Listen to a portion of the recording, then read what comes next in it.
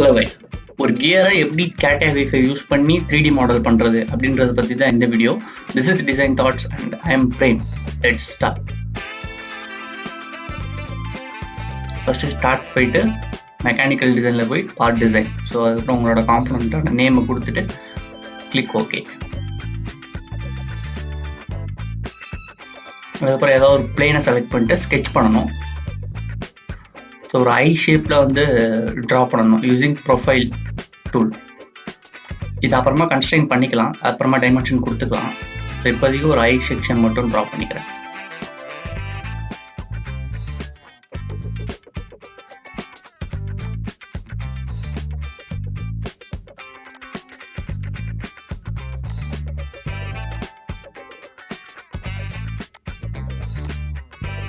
இப்போ constraint option use பண்ணி அதுக்கான டைமென்ஷன்ஸை கொடுக்குறோம்.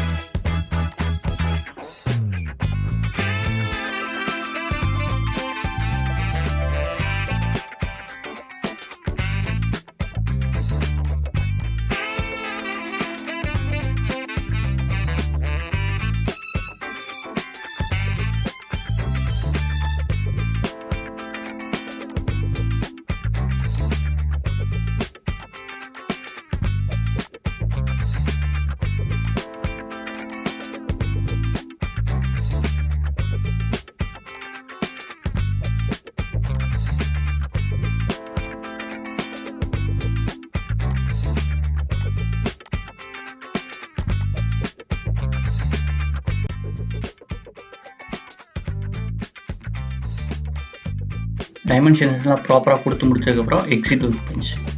இப்போ வந்து இந்த ஸ்கெட்சை வந்து நம்ம ரிவால்வ் பண்ண போகிறோம். ஸோ அதுக்கு ஷேப் ஆப்ஷன் யூஸ் பண்ணி ஸ்கெட்சை செலக்ட் பண்ணிவிட்டு ஆக்சஸ் செலக்ட் பண்ணிவிட்டு ரிவால்வ் பண்ணிக்கலாம்.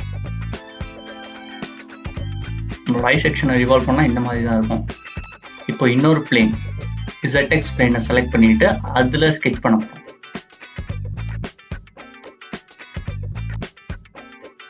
ஃபர்ஸ்ட் ஒரு சர்க்கிள் ட்ரா பண்ணிவிட்டு அதை கன்ஸ்ட்ரெயின் பண்ண போகிறோம். அதுக்கப்புறம் அதே மாதிரி ஒரு 5 சர்க்கிள்ஸ் வர மாதிரி ரொட்டேட் பண்ண போகிறோம்.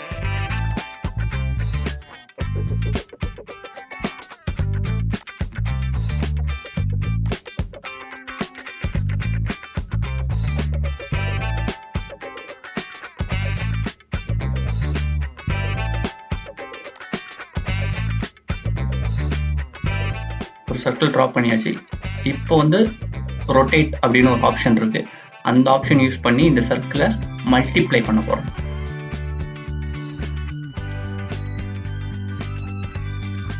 நாலு எக்ஸ்ட்ரா சர்க்கிள்ஸ் அண்ட் அதுக்கு இடையில இருக்க எவ்வளவு ஆங்கிள் அப்படின்னு போகணும். அப்புறமா நம்மளோட சென்டர் சர்க்கிளை செலக்ட் பண்ணிட்டு அதை ப்ரொஜெக்ஷன் பண்ண போறோம். ப்ரொஜெக்ட் பண்ணிட்டு இன்னொரு ரெக்டாங்கிள் அது மேலேயே வந்து வரைய போறோம்.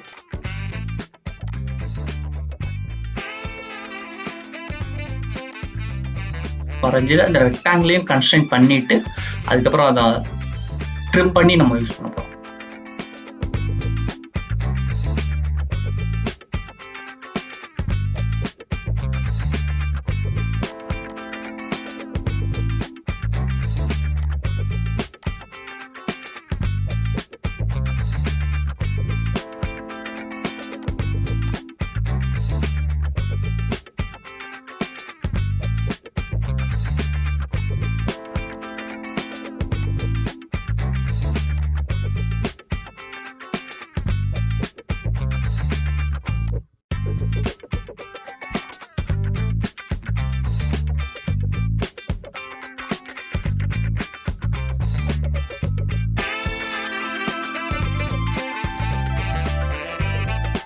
நம்மளோட ஸ்கெட்ச் ஃபுல்லாக கம்ப்ளீட் ஆயிடுச்சு. எக்ஸிட் ஒர்க் பெஞ்ச் போயிட்டு இதை வந்து நம்ம பாக்கெட் பண்ண போகிறோம்.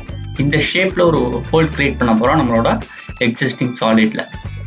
அப் டு நெக்ஸ்ட், அப்புறம் அனதர் லிமிட்லேயும் அப் டு நெக்ஸ்ட் கொடுத்துட்டு கிளிக் ஓகே.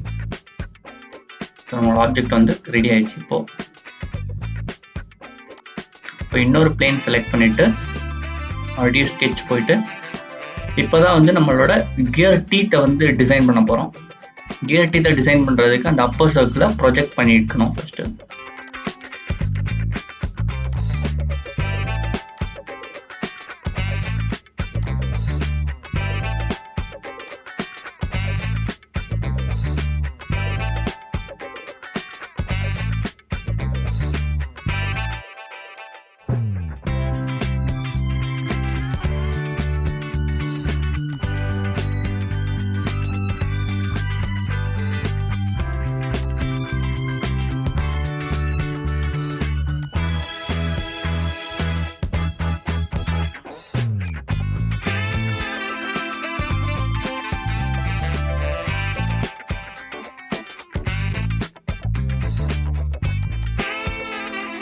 ஃபஸ்ட் நம்ம ஒரே ஒரு டீத் மட்டும் ட்ரா பண்ணிவிட்டு அதுக்கப்புறம் அந்த டீத்தையே மல்டிப்ளாக ரொட்டேட் பண்ணி நம்ம அந்த சர்க்கிளுக்கு பண்ண மாதிரி அந்த டீத்தையே மல்டிப்ளாக ரொட்டேட் பண்ணி ஒரு செட் ஆஃப் டீத்லாம் கொண்டு வர போகிறோம்.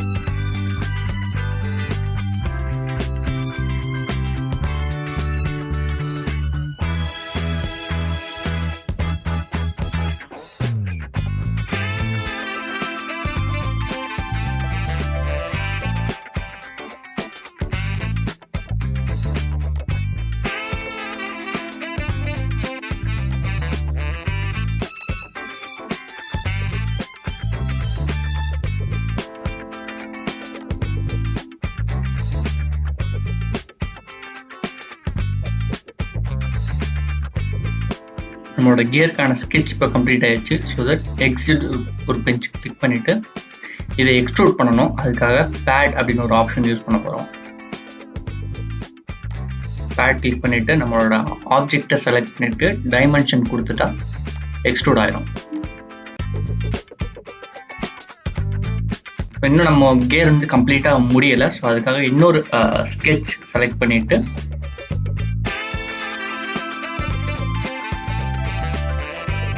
எக்ஸாக்டாக அந்த எட்ஜஸில் ஒரு ஸ்கெட்ச் ட்ரா பண்ணி அதை வந்து ரிவால்வ் பண்ண போகிறோம்.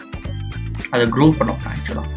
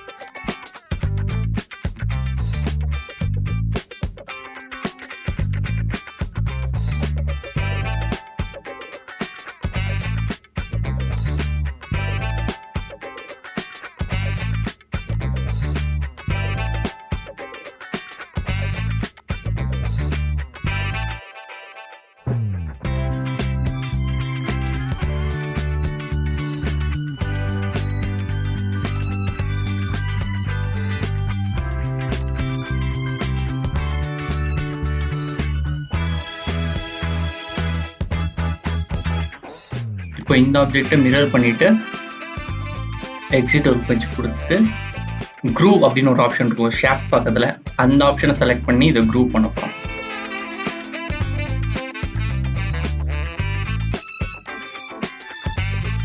இப்போ நம்மளோட கியர் டிசைன் வந்து கம்ப்ளீட்டாக ஃபினிஷ் ஆயிடுச்சு. இதே மெத்தட் யூஸ் பண்ணி நீங்கள் என்ன டைமென்ஷனில் இருக்க கியர்ஸ் வேணால் நீங்கள் டிசைன் பண்ணிக்கலாம். எத்தனை நம்பர் ஆஃப் டீத் இருந்தாலும் சரி, அதோட டைமென்ஷன் எப்படி இருந்தாலும் சரி, இதே மெத்தடாலஜி யூஸ் பண்ணி டிசைன் பண்ணிக்கலாம். ஸோ தேங்க்ஸ் ஃபார் வாட்சிங் கைஸ்.